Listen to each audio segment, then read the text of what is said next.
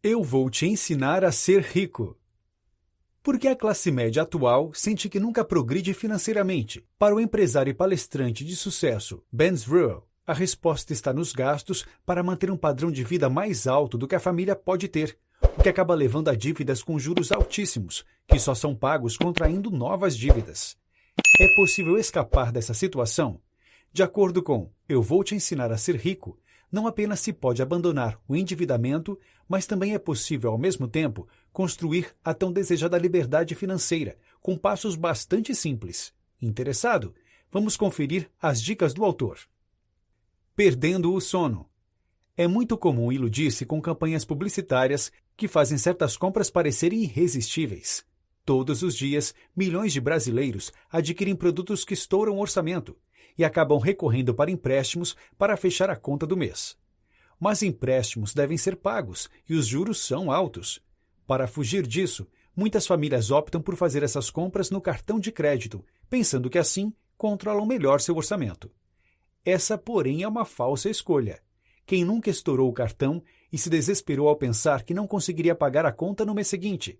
A angústia ocorre devido ao medo de ver as dívidas se acumulando e ter que tomar decisões muito difíceis, como escolher entre pagar a prestação da casa e comprar comida. Frequentemente, porém, a queda do padrão de vida em famílias de classe média começa ocorrendo nos detalhes. É o cancelamento da TV a cabo, o fim dos passeios com as crianças, a impossibilidade de renovar o seguro do carro. Como sair dessa situação? Ao longo de muitos anos de experiência na área de consultoria financeira, Ben Zruel aprendeu que não basta apenas ganhar mais dinheiro. Na verdade, é uma questão de falta de conhecimento das regras do jogo do dinheiro, o que faz com que as pessoas repitam os mesmos erros de forma consecutiva, e falta de paciência, o que faz com que aqueles que tentam mudar sua vida financeira desistam depois de não ver bons resultados rapidamente. Mudando de pensamento. Um questionamento comum entre aqueles que procuram mudar de vida é pensar qual é, afinal, o segredo do sucesso financeiro. Será que alguns apenas nascem com a estrela da sorte? Claro que não. Muitos pais e mães aconselham seus filhos a fazerem uma boa faculdade, que seria a garantia de um bom emprego. Na época deles, era realmente um bom conselho, mas não agora, quando há abundância de pessoas formadas e prontas para exercer as mais diversas profissões. Por consequências, os diplomas se desvalorizaram, os salários caem e as exigências aumentam. Trabalhar duro também é um conselho comum dado por pais e mães. Embora certamente este seja um conselho louvável, é também ingênuo, podendo levar à superexploração se não foi acompanhado por uma mudança de mentalidade. Para Zruel, é a programação mental do indivíduo que define ou não o seu sucesso financeiro. Um exemplo útil é o dos ganhadores da loteria, que costumam gastar seu prêmio em luxos exatamente porque não conseguem administrar tanto dinheiro sem uma alteração da mentalidade. O contrário também é verdadeiro, como no caso de milionários que vão à falência e recuperam tudo em poucos anos. Mas o que é esta programação mental a que Zruel tanto se refere? Para o autor, o conceito se refere à soma de todos os conceitos, crenças, ideias e conhecimentos da parte consciente e subconsciente da mente. Existem muitos fatores e influências que moldam os seres humanos, mas a mais fundamental é a que vem da casa onde se é criado. Não é à toa que muitas gerações da mesma família costumam ter o exato mesmo nível social e financeiro de seus antepassados. Qualquer boa oportunidade que for apresentada ao indivíduo que se confronte com esse conjunto de crenças instaurado pelo convívio familiar costuma ser descartada sem muita reflexão. O mesmo pode ser dito em relação à vivência com o dinheiro. Se uma decisão lógica se confrontar com aquela baseada na programação mental do indivíduo, fatalmente a segunda ganhará, mesmo que a escolha seja mais prejudicial do ponto de vista financeiro. Amplificando a programação. Logo de início, é preciso compreender que alterar o padrão mental é um longo e difícil processo. A velocidade da mudança depende de dois fatores: a profundidade das crenças antigas e a abertura para as crenças novas. Mas quais seriam aquelas benéficas para o sucesso financeiro? Antes de saber quais são, é interessante entender as diferenças de mentalidade entre as classes sociais. Enquanto os pobres precisam de sobrevivência, a classe média precisa de conforto e os ricos precisam de liberdade financeira. Assim, a busca da classe média a torna dependente dos caprichos dos ricos. Mas por que os ricos não precisam também de conforto? Eles de fato precisam, e esse conforto vem juntamente com a liberdade que almejam em primeiro lugar. As diferenças de mentalidade das diferentes classes também acabam por estabelecer o padrão de planejamento de cada uma. Enquanto os pobres costumam planejar diariamente, a classe média tem por hábito planejar mensalmente, e os ricos focam em planejar anualmente ou até mesmo por um período mais longo. Isso permite que tenham vidas muito diferentes da classe média, que gasta tudo o que tem para manter um padrão acima de suas posses. E como todos, em seu meio social, vivem da mesma forma, o indivíduo da classe média não julga que há qualquer coisa de errado nisso, e às vezes acha mesmo que está progredindo por ter mais bens. Existem vários erros na perspectiva financeira da classe média em geral. Em primeiro lugar, é comum que o indivíduo neste meio acredite que basta ganhar mais dinheiro para resolver seus problemas no orçamento. Embora o pensamento pareça correto em teoria, ele tem uma lógica falha facilmente percebida na prática. À medida que o salário de um indivíduo da classe média cresce, também sobem seus gastos, impulsionados pela inevitável ascensão do padrão de vida. Isso acaba por gerar um padrão falso, que inevitavelmente conduz à estaca zero no fim de cada mês. Construindo a liberdade. Muitos acham que os ricos podem ser definidos pela quantidade de dinheiro que gastam. Para Zruel, este é outro pensamento errôneo de classe média.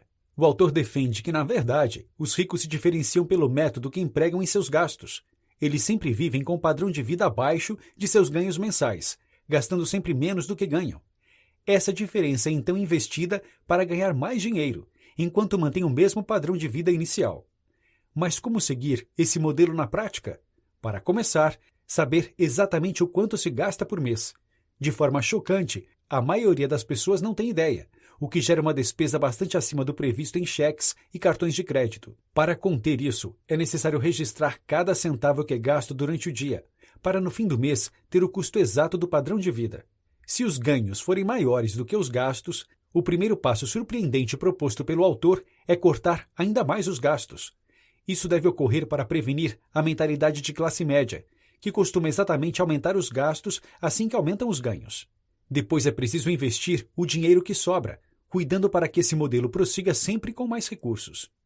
Se os gastos forem maiores do que os ganhos, Zruel sugere que não é necessário se punir desnecessariamente ao cortar radicalmente os gastos, até mesmo porque essa medida tem limites de ação bastante discerníveis.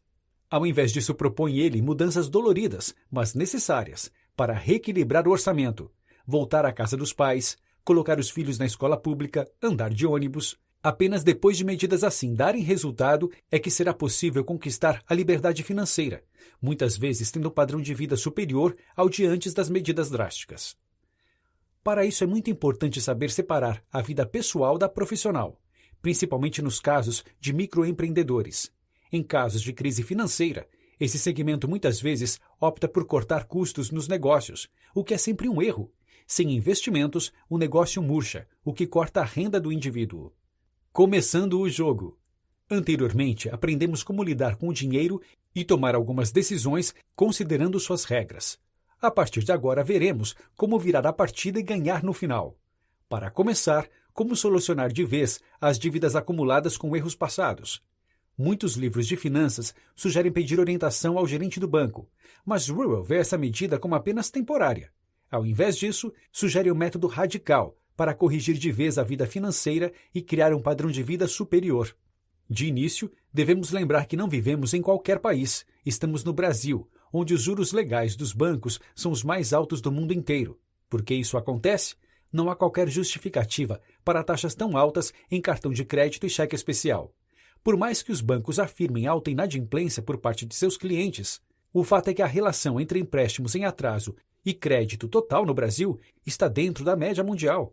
A verdade é que no Brasil, o sistema bancário cobra as taxas que quer naquele momento, nunca querendo discutir os contratos de adesão com os consumidores, o que gera distorções absurdas na vida financeira do cidadão comum. A concentração bancária que ocorre no Brasil é tão absurda que o FMI, inclusive, já estudou suas características típicas de cartel. Nessa situação esmagadora, como sair das dívidas? Zruel aponta e detalha 4 regras essenciais.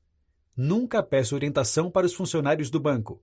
Pessoas endividadas costumam fazer isso, acreditando verdadeiramente que os funcionários podem ajudá-las com seus conhecimentos e experiência. Isso apenas não condiz com a realidade. Bancários só costumam ser treinados para vender crédito para o cliente e assim gerar lucro para a instituição financeira. Tanto isso é verdade que, algumas vezes, os funcionários do banco fazem dívidas imensas por pura falta de esclarecimento de questões financeiras básicas. É preciso enfrentar o fato que o bancário não quer e não tem qualquer interesse em ajudar o cliente. Ele quer apenas convencer o indivíduo endividado em contrair novo empréstimo, preferencialmente ainda maior do que o anterior. Mesmo se o bancário sabe que essa não é a orientação correta, ele ainda precisa cumprir as abusivas metas impostas. Tanto quanto o cliente, ele é vítima do sistema, mas será o cliente a se sair pior se for negociar com ele. Parta para o tudo ou nada. Quando os altos juros da dívida começam a prejudicar a própria sobrevivência da família, deve-se optar ou por quitar tudo ou quitar nada, focando nas despesas do lar. Não é vantajoso aceitar qualquer outra opção nessa situação, uma vez que um pagamento parcial de nada adiantará. Os juros simplesmente irão devorar a parcela paga no mês seguinte, e tudo retornará ao mesmo ponto. É a mesma coisa do que colocar fogo no seu dinheiro. Para combater o poder destrutivo dos juros bancários do Brasil, é necessário não ter medo e quitar inteiramente a dívida de uma vez só. Muitos temores culturais podem resistir a essa abordagem, como ficar com o nome sujo no SPC e no Serasa. Na verdade, para um endividado, ser impedido de contrair novos empréstimos é a melhor coisa que poderia acontecer para reequilibrar o orçamento. Além disso, o nome não fica sujo para sempre, uma vez que o novo Código Civil é explícito ao afirmar que o direito de cobrança de dívidas prescreve no prazo de 5 anos. Este é, aliás, um dos motivos pelo qual os credores tendem a renegociar a dívida o mais rápido possível. Outro ponto é a possibilidade de bloqueio de bens por parte do banco. É difícil isso acontecer, exceto no caso de um bem financiado e quando a instituição tem certeza absoluta que o devedor tem posses para quitar a dívida. Se os bancos fossem entrar com ações de cobrança judicial contra cada pessoa que deve a eles, seria o caos e, ao final, uma medida pouco lucrativa, considerando-se a quantidade de medidas judiciais.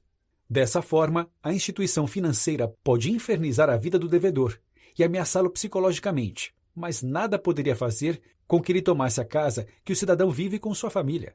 Da mesma forma, um devedor não pode ser preso, exceto no caso de estelionato e falha em pagar pensão alimentícia. Se as cobranças começarem a ser intimidatórias ou impróprias, pode-se acionar a justiça. Por fim, o maior medo de quem prioriza as despesas da família sobre a dívida é a possibilidade que os juros acabem tornando o empréstimo uma verdadeira bola de neve. Contudo, um dado que não costuma ser repassado pelos gerentes de banco é que a atribuição de juros só cessa 6 meses após o cliente parar de pagar a dívida. Pouco depois disso, a instituição deixa de tentar ganhar com os juros e passa a negociar com o devedor para recuperar o que verdadeiramente emprestou. Contudo, essas condições mais vantajosas só se manifestarão para o devedor se este se mantiver firme na sua recusa em pagar renegociações mínimas. Um único empréstimo deve ser sempre um único empréstimo. Fazer um novo empréstimo para pagar um antigo é um dos erros mais comuns dos endividados, e é uma ação a ser evitada a qualquer custo. Ao invés disso, deve-se admitir que não se tem condições de pagar e começar a poupar, de forma a quitar a dívida de uma só vez. Dessa maneira, se evita que a dívida cresça de forma alarmante. Tenha controle emocional. É muito difícil ficar equilibrado em meio a uma grave situação financeira. Nos sentimos abalados e atingidos diretamente no ego, e mesmo sem vontade de viver. Mas é preciso lembrar que nenhum devedor está nessa situação porque quer, mas porque errou, como poderia acontecer com qualquer ser humano. Assim, não é razoável criar novos problemas, sejam familiares ou conjugais, por isso. Isso dificultaria que o indivíduo mantivesse consigo a coragem e determinação necessárias para tomar as atitudes certas para controlar a vida financeira. Alcançando a autonomia. Já percebemos que de nada adianta procurar sua liberdade financeira sem antes controlar o padrão de vida e quitar todas as dívidas de vez. Mas e depois?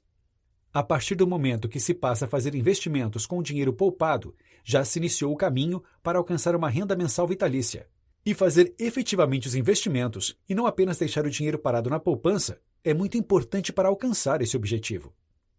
Na poupança, o retorno financeiro sempre estará ligado ao valor poupado. Hoje em dia, a inflação é maior do que os juros da poupança, o que faz com que alcançar a liberdade financeira, utilizando-se esse meio, não seja apenas bastante difícil, como no passado, mas praticamente impossível. Com investimentos já é diferente. Dependendo de qual é feito, o retorno pode ser muitas vezes desproporcional ao dinheiro investido. Então, qual investimento é o mais vantajoso? Como Rural demonstra, Depende em parte do objetivo de cada pessoa, mas ao final o tipo não realmente importa tanto. O mais crucial, defende o autor, é o investimento que fazemos em nós mesmos, em nosso conhecimento, em nosso desenvolvimento pessoal, em nossa saúde. Uma pessoa saudável tem menos chances de desenvolver doenças e gastar dinheiro em remédios e hospitais, o que dá a ela menos chances e disposição para crescer.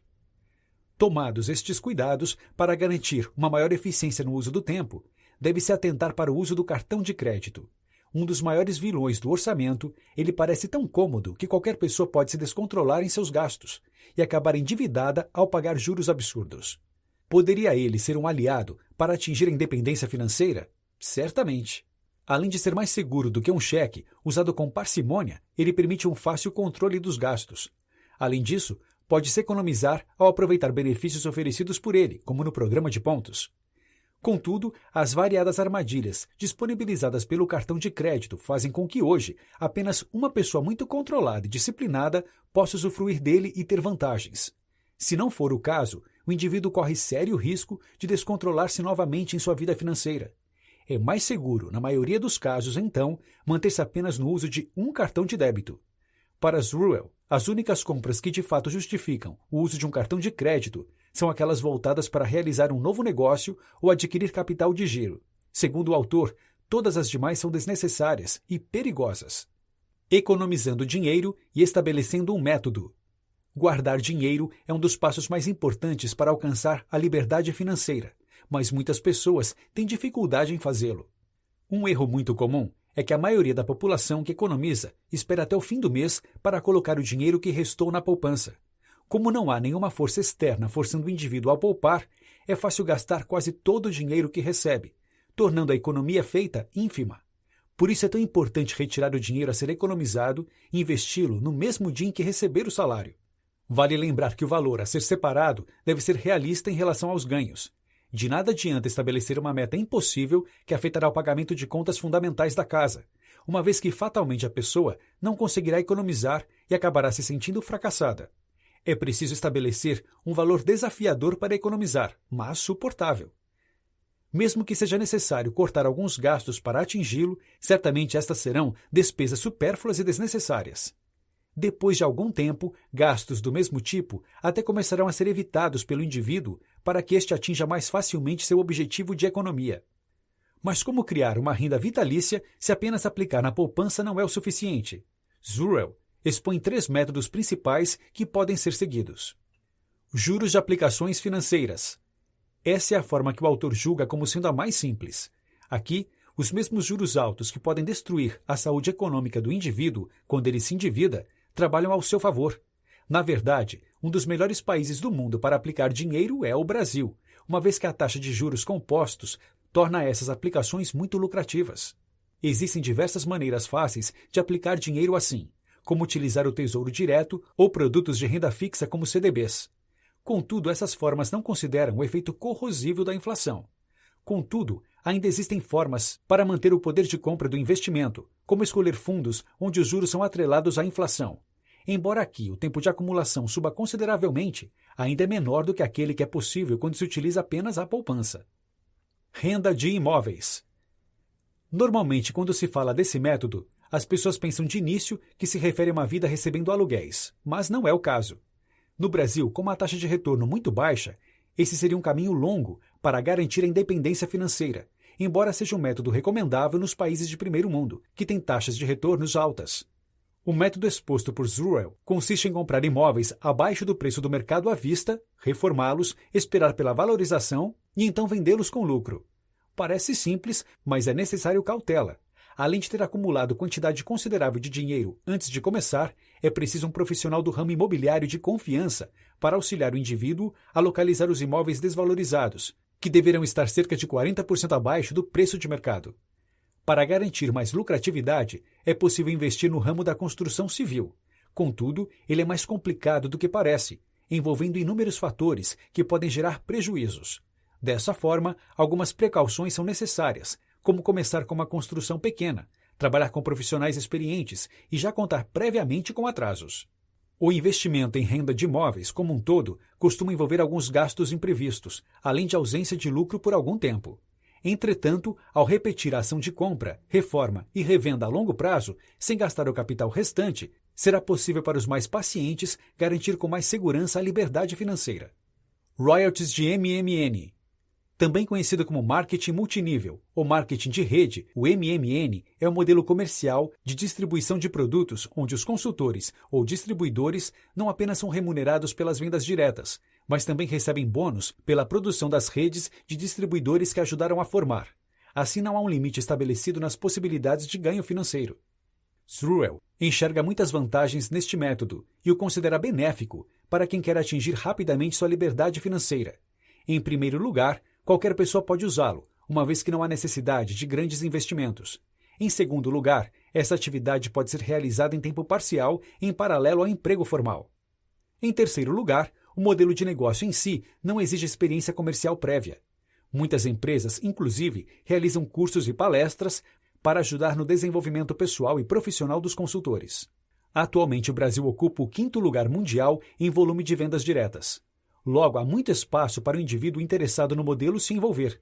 Entretanto, Sruel aponta alguns pontos que devem ser observados de antemão, como a solidez e força da empresa, que se pretende investir, além de seu faturamento anual e plano de compensação. Notas finais. De forma prática, Ben Sruel nos ensina as regras do jogo do dinheiro e as melhores maneiras para multiplicá-lo. Para conquistar a independência financeira, é necessário adotar a forma de pensamento dos mais ricos e reconfigurar nossa mentalidade para atingir mais facilmente o lucro.